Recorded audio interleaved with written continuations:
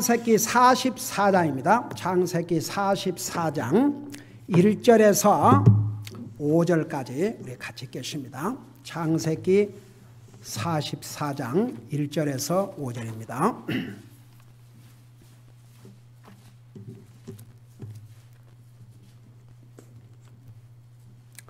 같이 읽습니다. 시작.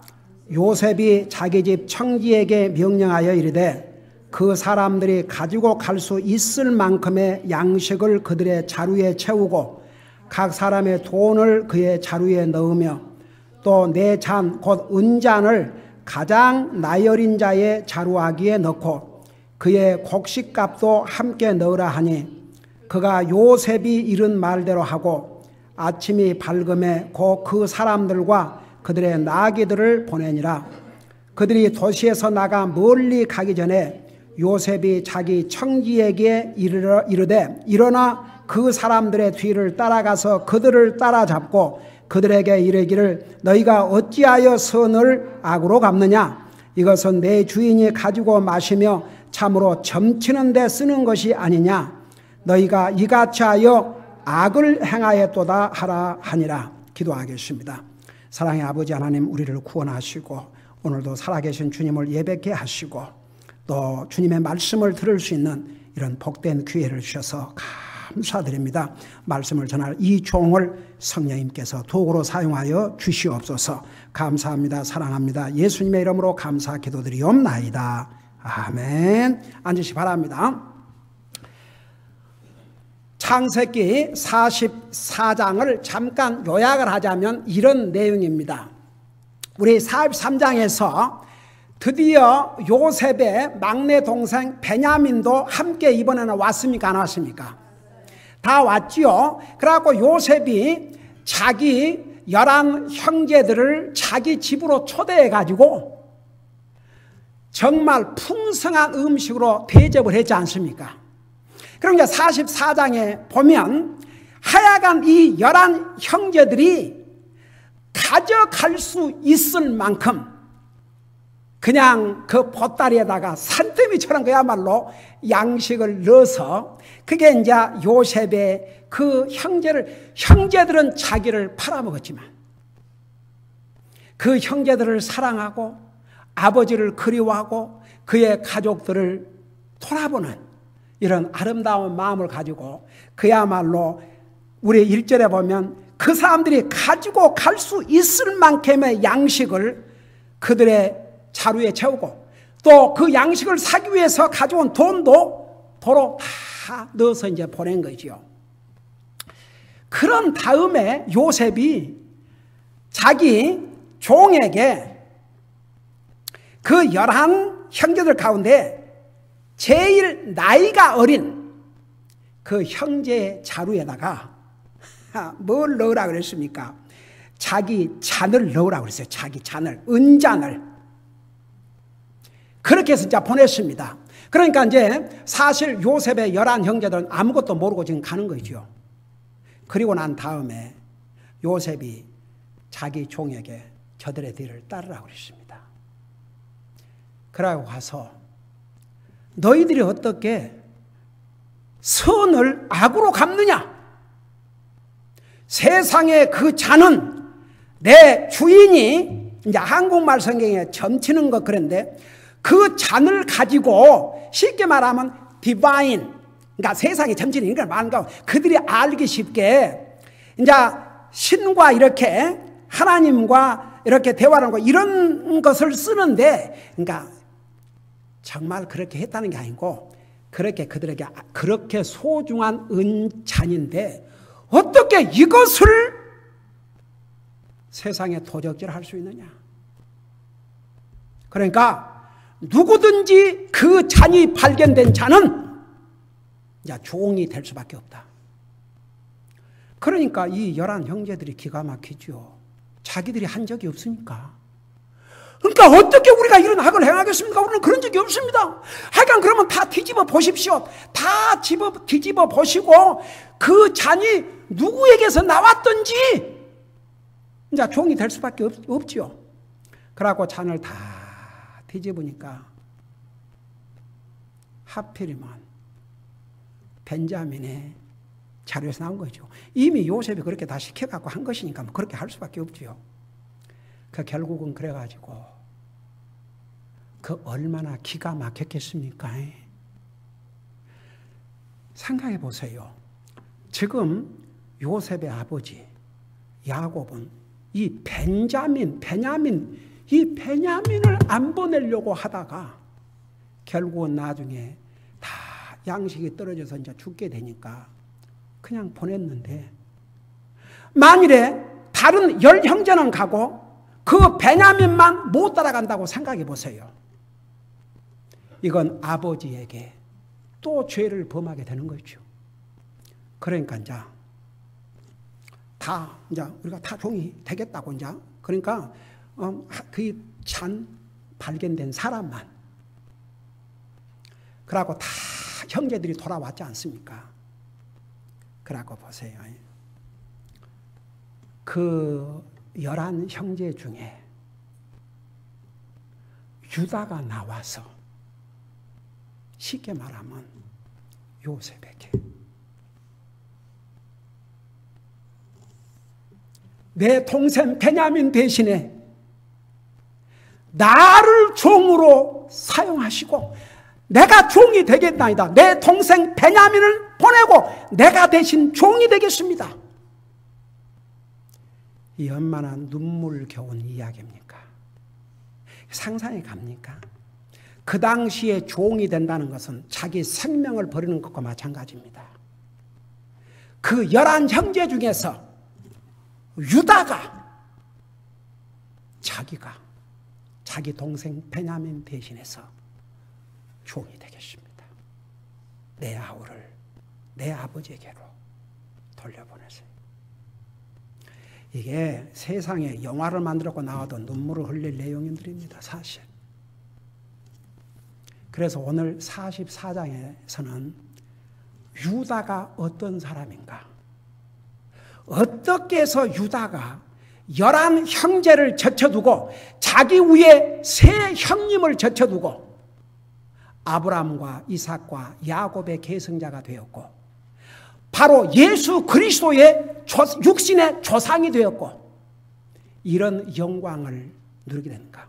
그 유다의 사람 됨됨, 유다는 어떤 그리스도인이었는가, 유다는 어떤 믿는 사람이었는가, 그것을 오늘 우리가 배워야 됩니다. 자, 거기까지를 생각을 하면서 이제 우리 한 절씩 보십시다. 여러분이 보시면서 들으시면서 그렇게 하세요. 44장 1절에 보니까 요셉이 자기 집 청지에게 명령하이르되 그 사람들이 가지고 갈 수 있을 만큼의 양식을 그들의 자루에 채우고 각 사람의 돈을 그 자루에 넣으며 또 내 잔, 그 은잔을 가장 나이 어린 자의 자루하게 넣고 그의 곡식도 함께 넣으라니 그가 요셉이 이런 말대로 하고 아침이 밝음에 그 사람들과 그들의 나귀를 보내니라. 그러니까 보세요. 요셉이 이제 이런 과정을 쓴 이유가, 아직 요셉이 자기 11형제들을 다 대접하고 이렇게 후위해서 보냈지만 자기가 요셉이라는 걸 밝혔습니까? 안 밝혔습니까? 그러니까 다시 한번 저들을 돌아오게 한 다음에 이제 자기 자신을 밝혀야 됩니다. 근데 요셉이 볼 때 뭔가 아직도 11명이 깨닫지 못하고 있는 것이 있는 것 같거든요. 그러니까 이런 방법을 통해서 다시 11명을 돌아오도록 이제 이런 방법을 쓴 것입니다. 그리고 이제 내가 조금 전에 그 내용을 잘 설명했는데 여러분 이제 6절에 보세요. 그 청지가 그들을 따라잡고 그들에게 이 말들을 그대로 전하니 7절에 그들이 그에게 이르되 내 주께서 어찌하여 이런 말씀을 하시나이까 주의 종들은 결코 이런 일을 하지 아니하나이다. 사실이에요. 그렇지 않았습니다.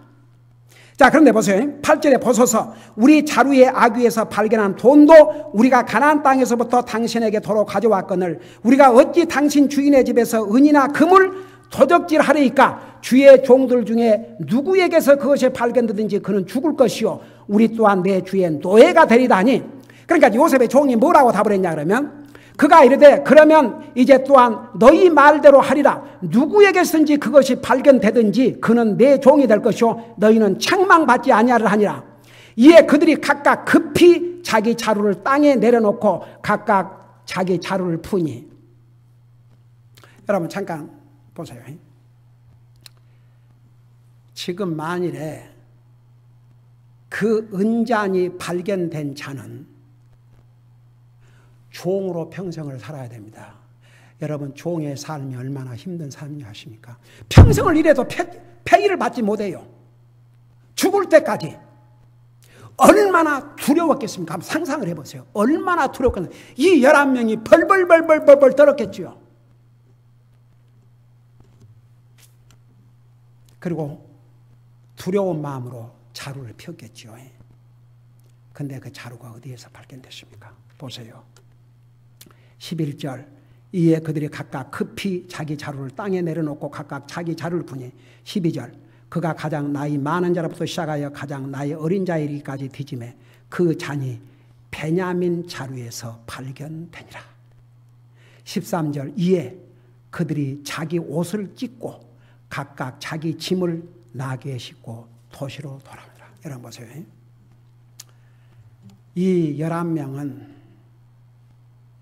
자기 동생을 팔아먹고 아버지를 속이고 잘 그동안 살아왔습니다. 아무 일이 없을 줄 알고. 성경에 보면 내 죄가 너를 찾아내리라. 그래서 이제 여기 옷을 찢는다는 것은 어떤 의미냐 그러면 이제 하나님 앞에 죄를 깨닫고 하나님 앞에 회개할 때 옷을 찢는 것입니다. 그게 자기의 부끄러운 수치를 내놓고 진실로 뉘우치고 돌이키는 자세죠. 이제 이 경우는 하나님 앞에 그랬는지는 모르지만 이 상황에서 그들이 옷을 찢는 이거 우리 죽었구나 이제. 큰일 났구나. 큰일 났구나. 큰일 났구나. 옷을 찢는 거죠. 이제. 얼마나 기가 막혔겠습니까? 얼마나 눈이 캄캄했겠습니까? 생각해 보세요. 다른 사람도 아니고 그건 누구에게서 발견되든지 그 사람은 종이 되는데 하필이면 베냐민. 그러니 동생 놔두고 가게 생겼습니까? 그 다음에 보세요. 그래서 옷을 씻고 다 자기 짐을 나귀에 싣고 도시로 돌아오는데 보세요. 그 나귀에다 짐을 싣고 다시 도시로 돌아올 때 그 심정이 어떻겠습니까? 그들은 살아있지만 이미 산 것이 아니었습니다. 얼마나 고통스럽고 얼마나 두렵고 얼마나 후회스럽겠습니까? 한번 생각해 보세요. 자, 15절. 이제 요셉이 직접 나타났습니다. 그들에게. 요셉이 그들에게 이르되 너희가 행한 이것이 도대체 무슨 일이냐? 나 같은 사람이 분명히 점을 치는 줄을 너희가 알지 못하느냐? 그러니까 요즘 그 점치는 이게 아니고 나는 이미 다 그것을 안다 이거지요. 나는 하나님의 영과 통하기 때문에 다 알고 있다. 이런 뜻입니다. 근데 사실 요셉은 하나님의 영이 충만한 사람이라고 그러지 않습니까? 바로 왕에게 요셉이 그 꿈을 해석해 줬을 때에 너처럼 하나님의 영으로 충만한 자를 어디에서 찾을 수 있겠느냐? 여러분, 오늘 시대에는 우리가 주님을 영접한 그 순간에 성령님이 오셨어요. 우리가 항상 성령님의 충만한 삶을 살아야 됩니다. 성령님의 충만한 삶이 뭐냐? 하나님의 말씀을 순종하는 삶. 그게 성령님의 충만한 삶이라는 거 자세하게 전했죠. 자, 그래서 이렇게 얘기했습니다. 이제 요셉이 그들에게 도대체 너희들이 어떻게 이런 일을 행할 수 있느냐? 그러니까 이제 유다가 보세요. 그 11 형제 중에 유다가 이르되 우리가 내 주께 무슨 말을 하리까? 무엇라고 고하리까? 혹은 어떻게 우리를 해명하오리까? 하나님께서 주의 종들의 불법을 찾아내었은즉 보소서 우리와 이 잔이 발견된 자가 다 내 주의 종이 되겠나이다. 여러분, 제가 이 부분은 잠깐 후에 다시 돌아와서 좀 설명할 부분이 있습니다. 유다가 요셉 앞에 서서 우리는 할 말이 없습니다. 하나님께서 우리 불법을 찾아냈으니 우리가 다 종이 되겠습니다. 자, 그러니까 요셉이 뭐라 하십니까? 17절에 요셉이 이르되 내가 결코 그리하지 아니하리라. 손에서 이 잔이 발견된 자만 내 종이 되고 너희로 말하건대 너희는 평안히 너희 아버지께로 올라갈지니라 하니라. 그러니까 보세요. 어떻게 보면 그럼 우리는 가도 되네. 아마 요셉을 팔자고 선동했던 그 형제들 중에서는 그럼 우리는 가도 되는구나. 그런 형제들도 있었을 거라고요. 아무도 나서지 않아요. 근데 유다가 다시 나섭니다. 유다가 또다시 나섭니다. 한번 보세요. 지금 오늘 이 40장에서 계속 유다를 생각하세요. 왜 이 사건을 이렇게 자세하게 기록해 놨는가? 그 유다는 우리에게 너무너무 중요한 의미를 준 캐릭터입니다. 자 보세요. 다시 그때 유다가 가까이 가서 이르되 오 내 주여 원하건대 주의 종이 내 주의 귀에 한 말씀을 고하게 하소서. 주의 종에게 분노하지 마소서. 주께는 마치 파라오와 같나이다. 19절 전에 내 주께서 주의 종들에게 물어 이르시되 너희에게 아버지가 있느냐 혹은 동생이 있느냐 하시기에 우리가 내 주께 이르되 우리에게 아버지가 있으니 노인이요 또 그의 노년 얻은 아이 곧 어린 것이 있는데 그의 형은 죽고 그의 어머니에게서 난 자로만 그만 남았기에 그의 아버지가 그를 사랑하니다 하였더니 주께서 주는 지금 요셉을 가리켰어요. 그 요셉 주께서 주의 종들에게 이르시되 그를 내게로 데리고 내려와 내가 내 눈으로 그를 보게 하라 하시기에 우리가 내 주께 이르되 그러니까 요셉에게 이르되 그 아이는 자기 아버지를 떠날 수 없으니 그가 그의 아버지를 떠나면 그의 아버지가 죽으리다 하였나이다. 23절 주께서 그러니까 계속 주님을 가리킨 게 아니고 지금 여기 요셉을 가리킵니다. 요셉 주께서 또 주의 종들에게 이르시되 너희 막내 동생이 너희와 함께 내려오지 아니하면 너희가 다시는 내 얼굴을 보지 못하리라 하시기에 우리가 주의 종 내 아버지에게 올라가서 내 주의 말씀을 그에게 고하였나이다. 그 뒤에 우리 아버지가 이르되 다시 가서 양식을 사오라 하시기에 그 다음 26절 우리가 이르되 우리가 내려갈 수 없나이다. 우리의 막내 동생이 우리와 함께하면 우리가 내려가려니와 우리 막내 동생이 우리와 함께 하지 아니하면 우리가 그 사람의 얼굴을 볼 수 없나이다 하매 주의 종 내 아버지가 우리에게 이르되 너희도 알거니와 내 아내가 내게 두 아들을 낳았으나 하나는 내게서 떠나갔으므로 내가 말하기를 분명히 그는 갈기갈기 찢겼다 하였고 그 이후로 그를 보지 못하였노라. 너희가 이 아이도 내게서 취하여 가고 만일 재난이 그에게 닥치면 너희가 나의 흰머리를 슬픔과 함께 무덤 속으로 떨어리도다 하였나이다. 30절 그런즉 아버지의 생명과 이 아이의 생명이 묶어 있거늘 이제 내가 주의 종 내 아버지에게 돌아갈 때에 이 아이가 우리와 함께하지 아니하면 이 아이가 우리와 함께하지 아니함을 아버지가 보고 죽으리니 그러면 주의 종들이 주의 종 우리 아버지의 흰머리를 슬픔과 함께 무덤으로 떨어뜨리이다.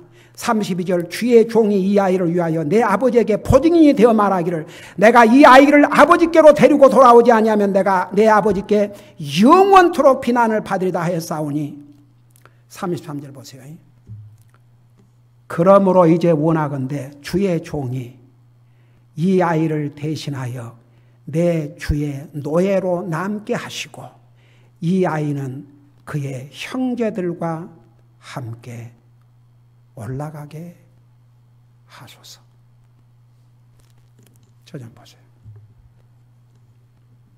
세상에 이런 스토리 들어본 적 있습니까? 형제가 자기는 잘못이 없는데 형제를 대신해서 자기가 노예가 되겠다. 이것은 자기 생명을 내놓겠다 이런 얘기입니다. 세상에서 그런 얘기 들어보셨어요? 소설이 있을 수는 있지만 진짜가 있겠습니까? 여러분 우리는요 가끔 우리가 구원받은 하나님의 자녀요 성경을 읽지만 그냥 읽어 지나가 버릴 때가 참 많거든요. 근데 왜 하나님께서 이 12 형제들 중에서 유다를 택해서 아브라함과 이삭과 야곱의 계승자로 삼으시고 우리의 인류의 조상 예수 그리스도의 육신의 조상으로 삼으셨는지 두 가지 면에서 이 유다가 어떤 사람인가를 볼 수가 있습니다. 그 첫째는 16절을 잠깐 보세요. 유다가 이르되 유다가 이르되 우리가 내 주께 여기에 내 주께는 요셉에게 한 얘기입니다. 무슨 말을 하리까 무어라 고하리까 혹은 어떻게 우리를 해명하리까? 그 다음이 아주 중요해요. 하나님께서 주의 종들의 불법을 찾아내셨사온즉. 자, 이게 무슨 얘기입니까? 이게 무슨 얘기입니까? 지금 무엇을 얘기하고 있습니까? 유다와 그 형제들이 요셉을 판 거, 불법, 죄입니다, 죄. 그 죄를 누가 찾아내셨다고 그랬어요? 하나님이 찾아내셨다고 했습니다. 여기서 보세요. 유다가 어떤 사람인가를 우리가 볼 수 있습니다. 여러분 하나 물어보십시다. 어떤 사람이 구원을 받기 위해서는 첫 단계가 뭐라고 그랬습니까? 자기가 죄인이라는 사실. 그걸 인정해야 그 사람 구원받습니다. 자기가 죄인이라는 사실을 인정하지 못한 사람은 구원받을 수가 없습니다. 여러분, 유다는 몇십 년 동안 감추고 살아왔지만 그 형제들이 다 하나님께서 자기들이 행한 이 죄를, 이 잘못을 발견했음을 시인하고 고백하게 되어 있습니다. 요셉이 누군지도 지금 모르는 상태에서 하나님께서 우리의 불법을 찾아내셨나이다. 여러분, 우리는요, 참 하나님의 은혜로 우리가 예수님을 믿고 구원받고 우리의 죄를 용서받았지만 하나님은 우리가 잘못한 거 다 보고 계셔요. 그래서 구원받은 하나님의 자녀들은 우리가 잘못했을 때 얼른 그 잘못을 깨닫고 주님 앞에 뉘우치고 용서를 구하고 자기를 바꿔나가야 됩니다. 유다, 다시는 옛 모습으로 돌아간 적이 없습니다. 유다는 완전히 변했습니다. 180도 변했습니다. 더 이상 형제들과 함께 동생을 팔고 아버지를 속이고 그것이 양심의 가책이 돼서 집안을 떠나서 이방 여자와 하나님 알지 못한 여자와 결혼하고 옛날 유다가 아닙니다. 완전히 그는 새 사람이 되었습니다. 여러분, 오늘 아침 찬송 낮 예배 때 제일 처음 부른 찬송이 뭐였습니까?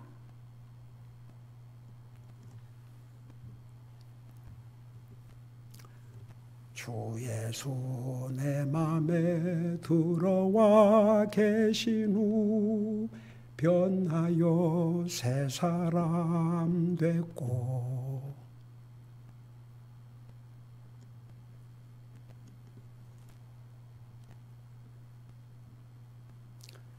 우리 수요일마다 우리가 주님 영접한 다음에 우리를 새 사람으로 만들어 주셨다고 그랬습니다. 누가 하나님 보실 때 아름다운 하나님의 자녀냐? 자기 잘못을 깨닫고 자기를 바꿔가는 사람입니다. 아무리 하나님 믿는 하나님의 자녀라 할지라도 하나님의 말씀을 듣고 자기 잘못도 깨닫지 못하고 깨달은 다음에도 자기를 바꾸지 않는 사람은 결국 그 모습대로 살다 갈 수밖에 없습니다. 유다는 여기서 하나님께서 우리의 불법을 찾아내었습니다. 우리는 이제 종이 될 수밖에 없습니다. 왜 하나님께서 유다를 선택하신지 여러분 이제 이해가 되십니까? 그는 그들의 잘못을 하나님께서 찾아내셨다고 고백했습니다. 우리가 구원받은 하나님의 자녀지만 잘못하고 삽니다. 근데 더 중요한 것은 우리가 잘못했을 때 얼른 잘못을 주님 앞에 시인하고 용서를 구하고 우리를 바꿔나가야 됩니다. 많은 사람들이 듣고 깨닫는까지는 하는데 여전히 자기를 안 바꿉니다. 이것은 정말 참 하나님 보실 때 한번 부모와 자식과의 관계에서도 자식에게 아무리 가르쳐주고 깨닫게 해줘도 이해는 하는데 자기를 바꾸지 않는다고 생각해 보세요. 그 얼마나 부모의 입장에서 참 기가 막히겠습니까? 유다는 지금 이 상황에서 얼른 이걸 깨달았습니다. 우리는 숨겨왔지만 결국 하나님께서 나와 내 형제들의 잘못을 찾아내십니다. 무슨 말을 하겠나이까? 이제는 종이 되겠습니다. 그래서 첫째, 유다의 캐릭터는 자기의 잘못을 하나님께서 발견하셨음을 시인하고 자기를 완전히 바꿨습니다. 여러분, 우리는 한나라카 순간까지 계속 변화가 돼 나가야 됩니다. 좋은 면에서 항상 우리를 바꿔 나가야 됩니다. 여기서 이 말씀을 전한 저도 계속 제가 얘기했죠. 성경을 읽을 때마다 제 개인적으로 매일 설교 읽으면서 이 말씀을 통해서 주님의 음성을 듣고 주님 뜻을 깨닫게 하시고 이 말씀을 통해서 제 잘못을 깨닫게 하시고 저를 변화시켜 주시옵소서. 매일 그렇게 기도하면서 하나님 말씀을 읽습니다. 여러분, 우리는 하나님의 은혜로 구원받고 하나님의 자녀가 됐지만 우리는 연약합니다. 우리는 부족합니다. 그래서 계속 하나님의 말씀을 듣고 또 도전받고 또 도전받고 또 책망받고 또 가르침을 받고 또 깨닫고 그러면서 뉘우치고 우리를 바꾸어 나가야 됩니다. 여러분 보세요. 어떤 사람이 진짜 하나님 말씀 듣는 사람인 줄 아세요? 듣고 깨닫고 자기를 바꾸어 나간 사람. 그때까지는 하나님 말씀 진짜 듣는다고 할 수가 없죠. 하나님 말씀 진짜 듣는 사람만이 자기를 바꾸어 나갈 수가 있습니다. 보세요. 똑같이 야곱의 11 형제들인데 어떻게 유다만, 심지어 베냐민은 자기가 이제 억울하게 범인이 됐죠. 베냐민은 할 말이 없는 거죠. 근데 유다가 나서서 하나님께서 우리의 잘못을 찾아내셨나이다. 그래서 이제 우리가 첫째 배울 교훈은 우리가 잘못했을 때 성령님께서 우리 마음속에 가르쳐 주셔요. 그러면 얼른 그걸 뉘우치고 반성하고 우리를 바꿔 나가면 됩니다. 그걸 하나님이 원하십니다. 그 다음에 두 번째 보세요. 두 번째 아주 중요합니다. 자기가 베냐민 대신에 종이 되겠다고 한 이 모습을 보면 지금 어떤 모습이 생각이 납니까? 장차 이 땅에 오실 예수님. 아직 예수님이 이 땅에 태어나지 않았습니다. 몇천 년 전 일입니다. 우리 빌립보서에 보면 우리 주님은 나와 여러분은 우리의 죄값으로 죽어 지옥 가야 되는데 우리를 대신해서 우리의 죄값으로 죽어주시기 위해서 종의 몸으로 이 땅에 오셨다고 그랬습니다. 그래서 이 유다의 이 모습을 통해서 앞으로 나와 여러분을 구원하기 위해서 영광의 하나님이 종으로 오실 모습을 그림자로 보여주신 놀라운 모습이기도 합니다. 여러분, 당시에 종이 되겠다는 것은 자기 목숨을 주겠다는 얘기입니다. 자기의 형제를 살리고 자기 아버지를 살리고 자기 가족을 위해서 다른 사람을 위해서 자기가 기꺼이 생명을 주겠다는 얘기입니다. 누구와 비슷합니까? 이제 여러분 짐작이 좀 가십니까? 왜 하나님께서 유다를 그 많은 형제들 가운데 택하여 우리 인류의 구세주여 메시아는 예수님의 조상으로 삼으셨는지. 그래서 참 이 유다의 이 모습을 보면 너무너무 우리가 배워야 될 교훈이 많습니다. 여러분 보세요. 우리가 구원받고 하나님의 자녀라 할지라도 그렇지 않습니까? 우리의 죄의 속성이 있기 때문에 굉장히 이기주의적이고 일당한 내 먼저, 내, 나. 근데 한 번쯤은 우리의 모습을 생각하면서 여러분 결국 영적으로 성화 과정이 뭐냐면 주님을 닮아가는 것. 먼저 내 입장보다 상대방 입장을 이럴 때 것인가? 그러니까 다른 사람을 배려하고 다른 사람을 위하고 이게 그리스도의 마음입니다. 우리 빌립보서에 보면 내 자신의 일을 돌아보면 아니라 다른 사람의 일을 돌아보아 내 기쁨을 충만하게 하라. 그래서 보세요. 우리 주님은 하나님이시지만 나와 여러분을 구원해 주시기 위해서 종의 몸으로 이 땅에 오셔서 자기의 생명을 주셨습니다. 그 은혜로 우리가 구원받고 하나님의 자녀가 되었습니다. 우리도 항상 내가 어떻게 하면 주님을 위해서, 여러분 아버지 하나님 앞에서, 예수님은 아들로서 하나님이시지만 아버지 하나님 앞에 죽기까지 복종했다고 그랬습니다. 만일 우리가 그 은혜로 구원받은 하나님의 자녀로서 내가 주님을 위해서 어떻게 하면 내게 희생이 들어가고 내게 어려움이 들어가고 내게 고난이 된다 할지라도 내가 주님을 기쁘게 드리기를 원합니다. 주님이 원하는 삶을 살기를 원합니다. 우리가 그런 삶을 산다 그러면 여러분 어차피 이 세상은 영원히 사는 게 아니지 않습니까? 우리에게는 지난 주일, 우리 부활 주일, 우리 주님께서 우리에게 새로 주실 부활의 몸은 영광의 몸이요, 이제 죄의 속성도 다 사라지고 죄를 질 필요가 없습니다. 썩지 아니할 몸, 영원히 삽니다. 잃어버린 하나님의 형상을 되찾습니다. 그런 영광을 우리에게 주셨습니다. 우리도 항상 주님을 위해서, 다른 사람을 위해서 줄 알고 희생이 온다 할지라도 그거 해야 됩니다. 저는 이 유다의 이 모습을 보면서 이건 나와 우리 모든 성도들이 하나님께서 이 창세기를 쭉 배우게 하시면서 우리가 이런 교훈을 듣고도 우리의 삶에 전혀 적용하지 않는다 그러면 참 그렇지 않습니까?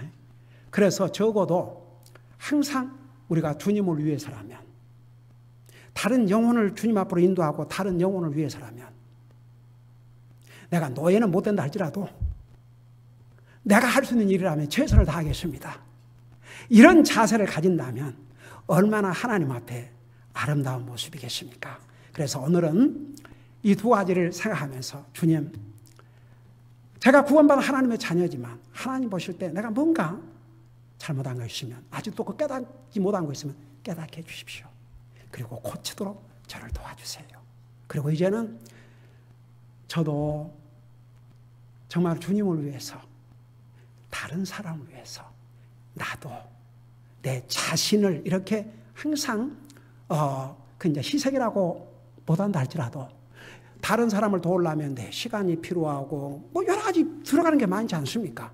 그래서 나도 나만을 위해서 사는 사람이 되지 말고 주님과 다른 사람을 위해서 살 수 있는 항상 그런 자세를 가지고 살게 해주시옵소서. 저는 우리 성도들 잘하고 있어요. 제가 항상 이 얘기를 하는데 우리 성도들 잘하고 있습니다. 근데 보세요. 누구 말에다가 채찍질을 하라고 했어요? 우리가 잘하다가도 순간의 사탄은 우리가 그렇게 못하도록 방해할 수도 있거든요. 그래서 항상 준비하고 끝까지 주님 만날 때까지 이런 캐릭터를 가지고 살게 해주시옵소서. 오늘 이 두 가지 기도 제목을 가지고 우리 간절히 주님 앞에 기도하겠습니다. 기도하십시다.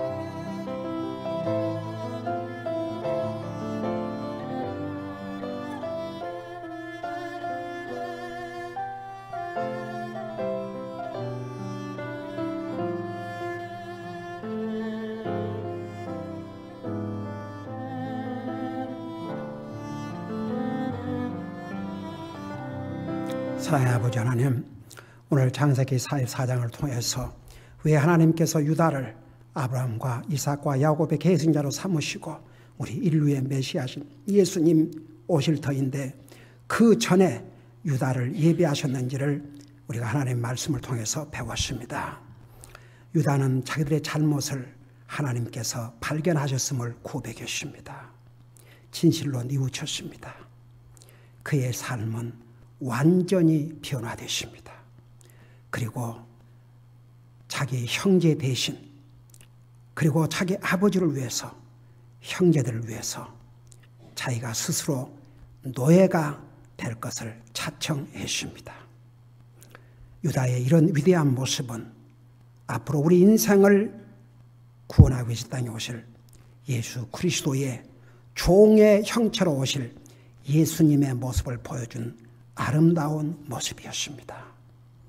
우리 아버지 하나님, 우리가 주님의 은혜로 구원받고 하나님의 자녀가 되었지만 우리가 살아가면서 잘못했을 때마다 또 그것을 깨달을 때마다 뉘우치고 반성하고 우리를 바꾸게 하시고 우리 자신의 일을 돌아보면 아니라 항상 주님을 위해서 또 다른 영혼들을 위해서 우리가 기꺼이 또 희생이 필요하면 희생도 하고 그렇게 살 수 있는 그런 아름다운 마음을 가지고 계속 살아갈 수 있도록 우리의 삶을 인도해 주시옵소서.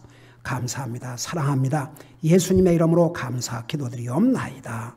아멘.